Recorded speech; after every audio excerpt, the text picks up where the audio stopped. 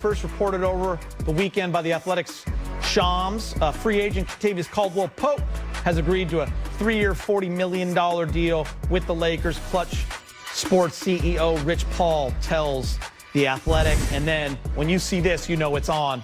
Right after that, LeBron. That's yes, sir. Congrats, my brother.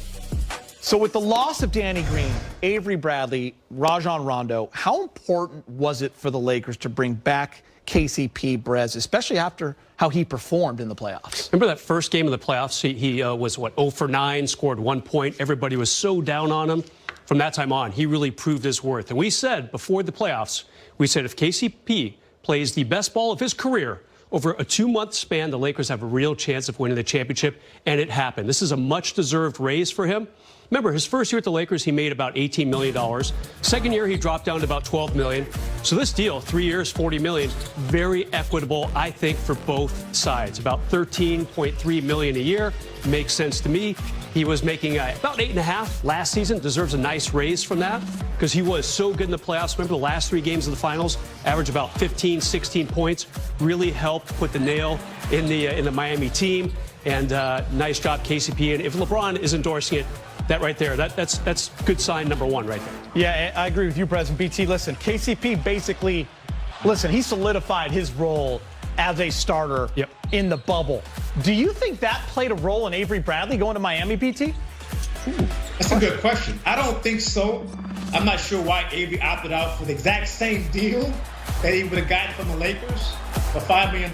That's basically on him and his agent. I think KCP's situation was just different because one thing about KCP is he's versatile. He can defend point guards, shooting guards, wing players, but he also is an Iron Man. He plays in a lot of games. He rarely sits out. And because he's a good defender and can shoot the ball very well, and when he is missing shots, he doesn't stop shooting. As Kobe Bryant once said, you can't make them if you don't shoot them. And KCP would shoot them.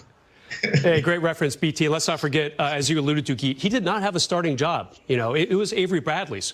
So he basically took over the starting gig, took a little bit of getting used to during the seeding portion of the bubble. And then that first playoff game, not so good as we said. But beyond that, he really settled in as a starter for the Lakers. Even when Avery got hurt in the season, and they went 17-3 in those 20 games as KCP as a starter, Avery was the starter when he came back. Yeah. Yeah, so KCP, to brush all that aside and say, all right, forget it. Got to give a lot of props. We're in the playoffs. We're in the bubble. I got to do this.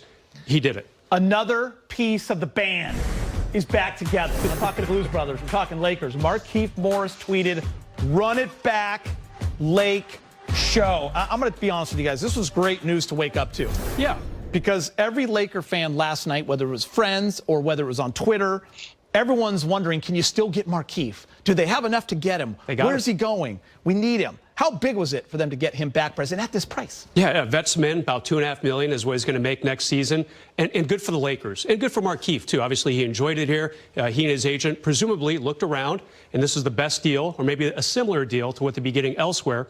Why not come back to the Lakers? Let's not forget, he was kind of the surprise starter in that Houston series and helped close out the Rockets. Scored 16 points in that Game 5. Kind of got rid of that pesky team right there. Good deal for the Lakers again, and I'm sure Markieff is appreciative too. And BT, listen, his stock was rising, especially with Laker fans during that playoff run, as Brez mentioned. He shot the 3-ball extremely well. He played himself into the rotation. He was a big part of the win. When that happens, guys usually play themselves into a huge contract. So I think Laker fans, we all appreciate him staying here. Are you surprised? A little bit. But I think the market was getting really, really dry for him and some players. So in this case, Markieff knew the best place for him was with the Lakers. But how about this? There's a guy named Anthony Davis who wanted him back. He wanted him back because he's tough, because he plays defense, he rebounds, he can shoot the 3, he can open the court, and again, he's a versatile player. One thing the Lakers really love having and have had success with is players that can play offense and play defense and don't mind being a good teammate and in the locker room. Yeah, he and Montrez, some good bully ball coming up with 100%. And let's call it what it is. He and his twin, Marcus, are very tight. Marcus got paid $64 million for 4 years with the Clippers. They share a bank account. So Markieff is doing just fine, Brez. But how about that? What a score for the Lakers front office. Listen, Marcus Morris is a great player. And the Clippers did the right thing by keeping him. But if you're getting Markieff for the cheap, it's a good deal. Yeah, that price surprised me. $16 million a year times 4 years for the Clippers and Marcus Morris. Marcus might be slightly better, no doubt about it. He didn't have a great playoff run for them necessarily, but Markieff at the veterans minimum. We've mentioned Rob Pelinka's name a couple times already. I'm going to say it again. This guy is making it happen for the Lakers. It's only, his second offseason without Magic Johnson, and he is showing the NBA world. He did last year when he acquired Anthony Davis. A little bit of a gamble, gave away 3 first-round picks, some good young talent. But yet again, he is showing the NBA world he is a force to be reckoned with in terms of executives. All right, now with all the fun additions, there's always some sadness with those who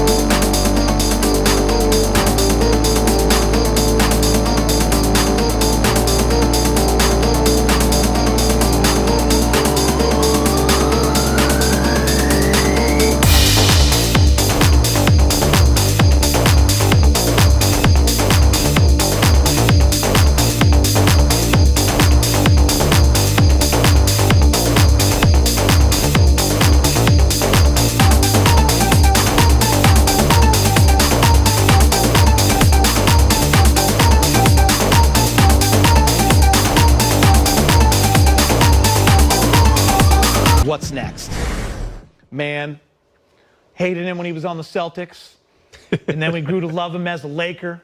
He's only the second player to ever win a ring with both the Lakers and the Celtics, joining Clyde Lovelet, by the way. He did that back in 1954. Oof. BT was only a couple years old when the Lakers were still in Minneapolis. What will you remember, BT, what will you remember most about Rondo's time in L.A.? Playoff Rondo. That was my answer. You know what? But here's the key to it. He hated being called Playoff Rondo. Couldn't stand it, right? Hey, I don't care. Playoff Rondo, that's who you were. That's who you are. No, he was at his best when the games were at their highest, when they meant the most. He was a great leader. And how about this, Bresnahan? Rondo even was making outside shots, 3-pointers. So once he started doing that, that made him so tough to deal with. But the way he ran the offense, the way he instructed guys, the way he made sure that LeBron James had time to be off the ball at times, the way he could just tell things to AD. Think about this. The shot that AD made to beat the Denver Nuggets, Rondo goes to Frank Vogel and says, Frank, do you want me to go in the game? That's so Frank says, of course. Well, who makes the inbound pass? It is Rajon Rondo to AD to his biggest shot in his career. Bounce pass. Over. Yes. How about that? So that tells you how smart he is and how he can also tell the coach, hey, Frank, you want me to come in the game right now, Frank? Yeah, I do, Rondo. Please go in the game. Yeah, you know, this guy was fun to cover for the 2 years he was with the Lakers. Definitely another coach on the floor, a coach off the floor. And this is going to happen, all right? He was with the Lakers at or near the veterans minimum salary for 2 years. So he has a good playoff run. He wins another ring. He becomes a hot commodity. This happens to championship rosters. You're not going to be able to retain everybody. So he got a good deal with Atlanta, a 2-year deal, made some decent money, and that will probably be the last contract of his career. I don't blame him, but he got that other ring out here. Brez, who besides Rondo will the Lakers miss the most?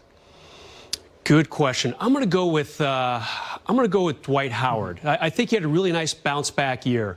I covered him the 1 year he was here with the Lakers in 2012-13. I was with the LA Times. It did not go well. I think that's fair to say. That might even be an understatement. The fan base did not rally around him. He was injured when he came into the season, coming off surgery. He was supposed to be the guy to get Kobe that next championship. It dissipated in the first round. Tons of injuries that year.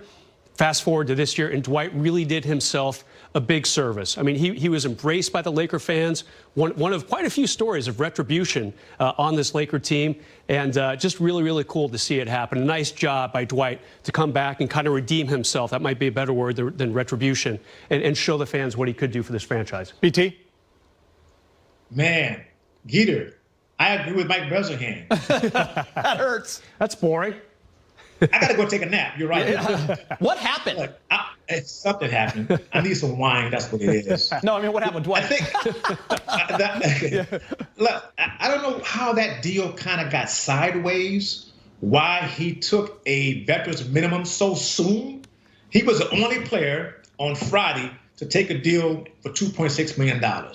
Had he had a little bit more patience, I think he could have remained with the Lakers. I'm not sure. But the one thing I will say about Dwight, he played hard. He was a physical presence. And, Brez, how about this? He was also a really good interview when he decided to talk to the media. He was funny. He was engaging. He talked about green apples. He had all of us wanting to go out to buy apples, to eat them, so we could lose some weight. I tried. It didn't work for me. But it was a thought. You tried. You look good, BT. I did. You guys both look great. Don't kid yourself.